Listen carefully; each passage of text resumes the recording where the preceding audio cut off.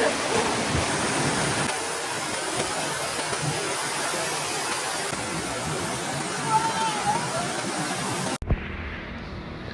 And नमस्ते, welcome छ मेरो ब्लगमा।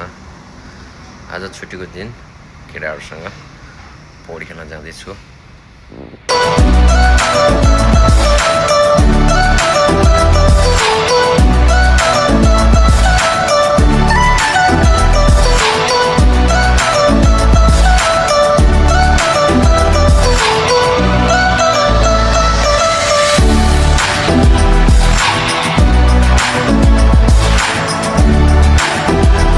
यो ठाउँमा आएपछि आफ्नो नामसाम लेख्नु पर्दो रहेछ गाइज।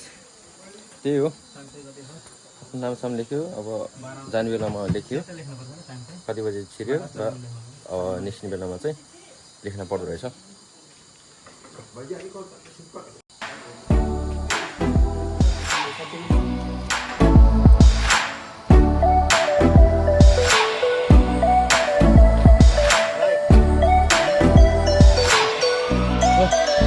आइपुग्यो है गुलुङकोलाई।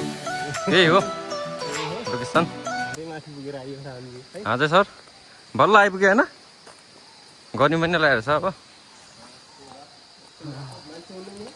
मान्छे हुँदैन हो, चट्ट कपडा खेर्ने नहुँदा गरेर फेरि यहाँ नहुने कि पानी छ। ल गाइस, अहिले अब हामी गुलुङकोलाई आइपुग्यो। अब नुहाउन जाँदैछु। अब केटाहरू रेडी हुँदैछ यता।